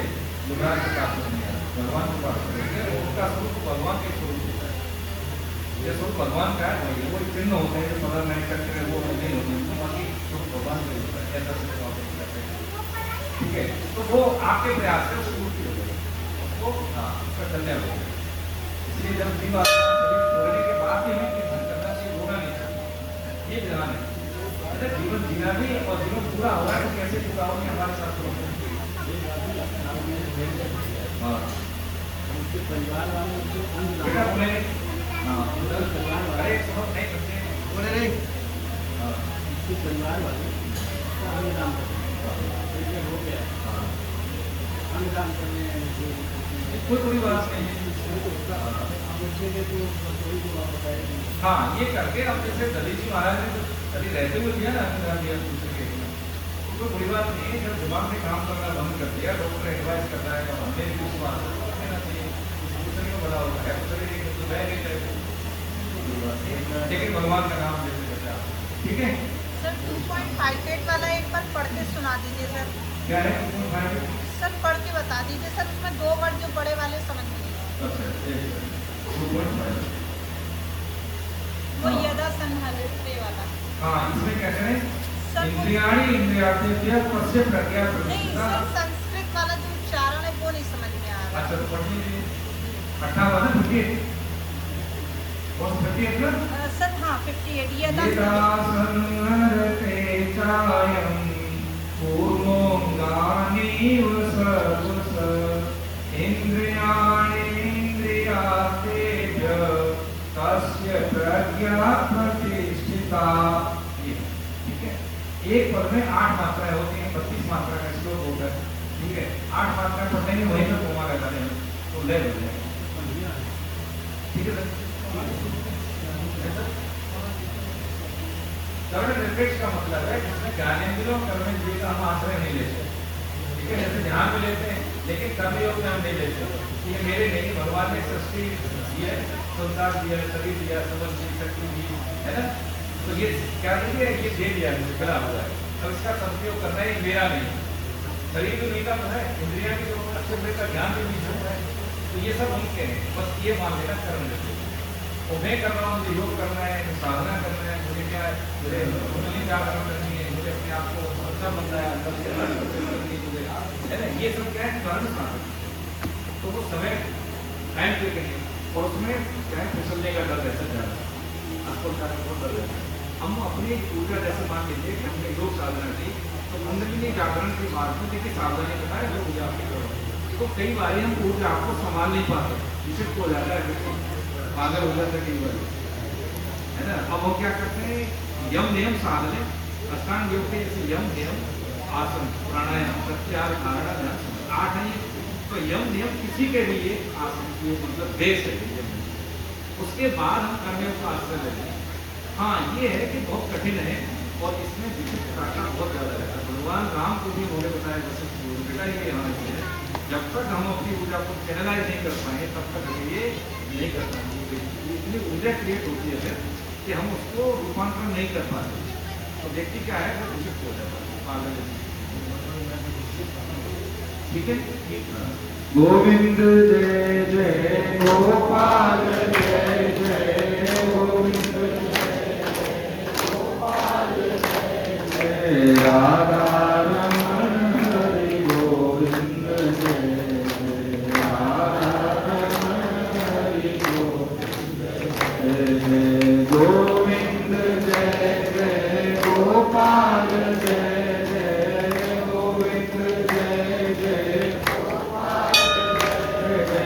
राधा रमण हरि गोविंद जय जय राधा हरि गोविंद जय जय श्री राधा रमण हरि गोविंद जय जय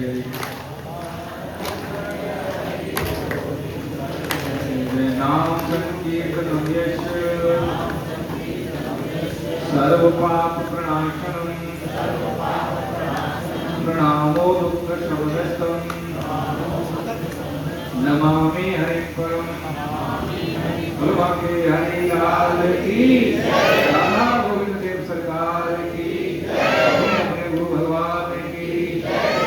रामचंद्र की, पवन सुत हनुमान की, उमापति महादेव की, सब देवी देवताओं की, सब संतों की, सब भक्तों की, अनंत कोट वैष्णव वृंद की, पुण्य आत्माओं की, आज के आनंद की, गीता माता की, पुरुषोत्तम मास की, आप सभी रसिक जनों की, बोलो जय जय श्री राम।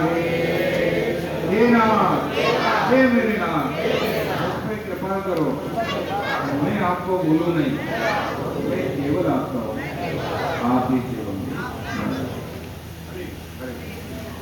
सभी साधक पंचबद्ध लेके वहाँ पे प्रसाद पहुँच गया, अपना अपना प्रसाद लेके जाए। प्रसाद लेके